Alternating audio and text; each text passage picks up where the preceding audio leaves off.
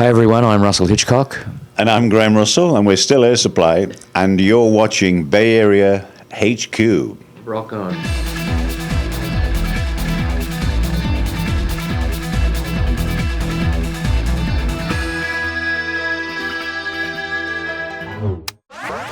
We are here with legends of music. Give it up for Air Supply. Graham, Russell, how are you guys doing today? We're doing great. Ready for the show tonight? Absolutely. Your career spans 40 years, and one of the most interesting things that I see about that is that you guys, one of the stats that you guys basically tied the Beatles with, I believe it's 7 top 5 hits in a row in the 80s and 70s and 80s. How does that feel as an artist? Well, I mean, even to be mentioned in the same breath as them is incredible because, you know, we certainly wouldn't compare ourselves to them at all. But, you know, it's in the books and it's stood for... And it's there. It's there. Forever. It stood for a bit, but, hey, it's great, you know. What do you think about the new generation of fans that's coming out? Because I'm in my mid-30s, and you guys may think this is not real, but I am a huge Air Supply fan. In fact, I drank 47 beers in a 14-hour period with my cousin Bobby while watching your Air Supply Greatest Hits DVD. Oh, really? Yes, sir. Yeah, it has that effect on a lot of people. If you've gone through a breakup at any point in your life, you have listened and you have cried over an Air Supply song. I have. I know I have. Oh, sure, absolutely. We all have, yeah. Whenever I hear the 36-second intro for Making Love Out of Nothing at All. Yeah. My God. Yeah, that right there that's the foreplay to crying. That's a great song. It is a great song. Who wrote that song, and how did that come about? Jim Steinman wrote that song. Jim Steinman wrote that. He's one of the greatest songwriters of the American music in the Northern Hemisphere. Yeah, but you guys are great songwriters. What's that like? I mean, having singing someone else's words when you guys yourselves have written amazing, legendary songs. Well, I think it's a tribute to the guy that writes the song. You know, I mean, Jim Steinman. I mean, we have recorded a few of other people's songs, but they've been legendary songwriters. So I think that's a great tribute to them and to us to do that. You know, I mean, a great song is a great song. You guys, are still writing new music, and will you guys be performing your new song tonight? We're going to do our latest hit record, which was on the top 50 on Billboard, top 40. Yes, I know that. We're going to do that tonight. It's a slight difference from your normal sound. It's more of a dance record. It's a dance song, and we're going to do more of that because we really like it.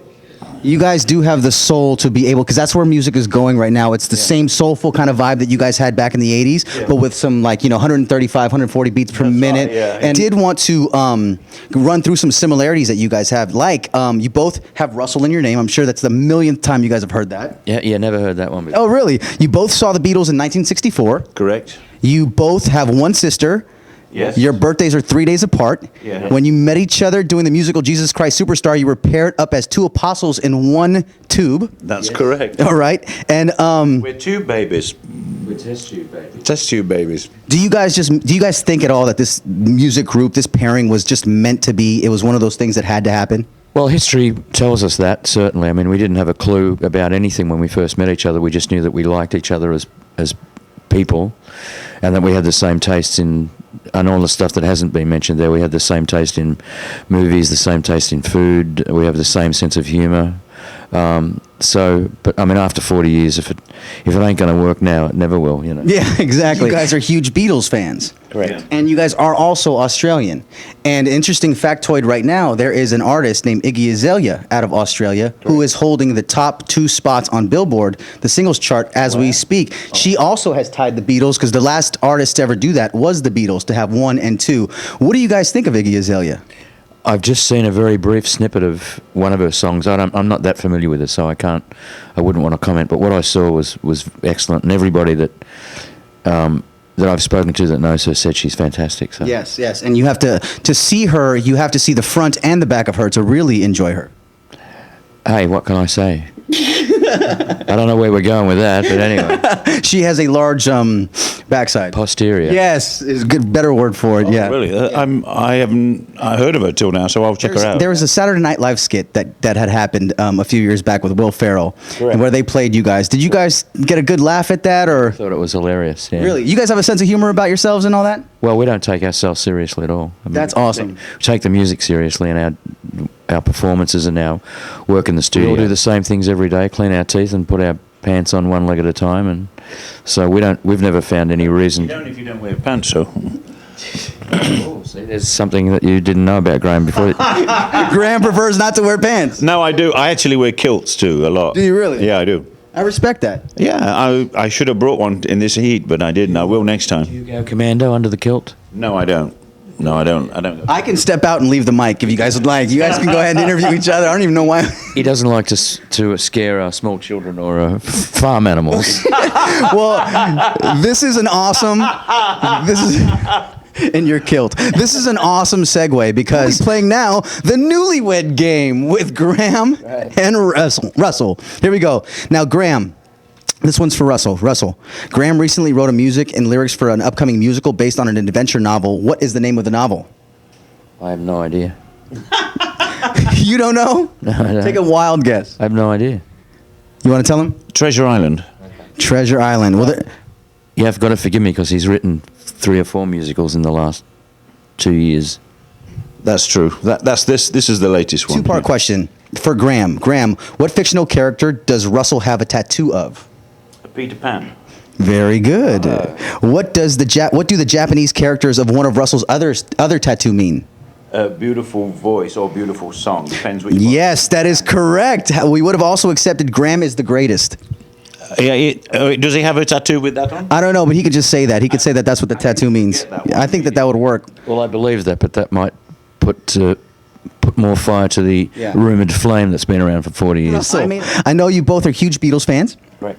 And that they have inspired you in so many ways. Like you, Graham, you went to a Beatles song in 1960, a Beatles concert in '64. Mm-hmm. What was the name of the venue where Graham saw the Beatles in Nottingham? I haven't got a clue. It was the Odeon Cinema. The Odeon Cinema. Yeah. Ask him where I saw the Beatles. Where did he see the Beatles? Festival Hall in Melbourne. How come he knows that about you and you don't know that about him? Because I have a bigger brain. That's actually not true. it's the first time I've heard it called that. Which is why they like different types of girls back in the day. All right. Graham, in 2011, Russell released a 2-disc album called The Nashville Sessions. What is the name of the first track on the album? Was it recorded? I don't know the name of the first track. Was it the Lincoln song? Shong? No. I don't know what the first track was. You don't even know what the first track is. We record them. We don't. Yeah. We don't take them out every day and look at them and listen to them. It's Fallen. Sounds a lot. It was sounded like a lot of fun recording that album. Yeah, Fallen. Falling. Yeah. Falling, like falling. Oh, falling. Like after a few too many drinks. Oh, okay. Oh, I didn't know that. That's cool. Yeah. I know one of you has been married 4 times. Yes. You have been married 4 times. Is it just the lead vocalist just gets all the ladies and makes all the wrong choices? No. Wrong choices is the part, but not. I don't get all the ladies. He's in our past. Graham's up there with Mick Jagger and. Are you really? Oh, me? I don't think so. I will say this: in the making love out of nothing at all video, Right. You do have this really cool, like, listen, I love you, but check this out, I'm going on tour. It's just one more tour. Right. I know. Well, that was a fictional depiction of our life on the road. Yeah. Back in the early 80s, when you guys were on your amazing historic run, were there any, young ladies that were in the industry as well that maybe you guys had collaborated with in the studio or horizontally? Honestly, not really, because in the 80s, it was 100 miles an hour for us. We were on the road 10 months a year, and then we'd go back to Australia and record an album. They were called then, and then we'd come back to the US in January and start again. So we didn't have time to even enjoy the success we had, and that's honest. Wow. And are you guys enjoying it now? Are you guys enjoying the run now? Like, because you guys, last night you were in Temecula. Today you're here in San Mateo, California for the San Mateo County Fair, and you're performing tonight. If you guys could see the line outside. Oh, good. It's in the heat, and it's stretching around the corner of They're the all entire. my fans, though. They're all your fans. Yeah. They're all here to see to see the exposed chest and the blonde golden locks. I'm just saying. Listen, I would too. I'd be out there in the line waiting in the heat for you too with a fresh lemonade. Well, no, I was only joking about that. No. But, so we were in Temecula yesterday. I told Sparky, and I walked down. It was a casino at the Pachanga, and Yeah, very familiar with this very beautiful girl came up to me, and I didn't know her, and she said, "You have a beautiful chest." Really? And what did you say? You said, so did you. So do you. I said, so do you, madam. Thank you very Air much. Supply, thank you guys for sitting down with us. You guys are legends. Your songs are the soundtrack of basically my childhood and a lot of my grown-up years, and I appreciate you guys for that. And this really is an honor to sit in between you guys today. Thank you guys very much. Air Supply, San Mateo County Fair. Go Giants. It is Bay Area HQ.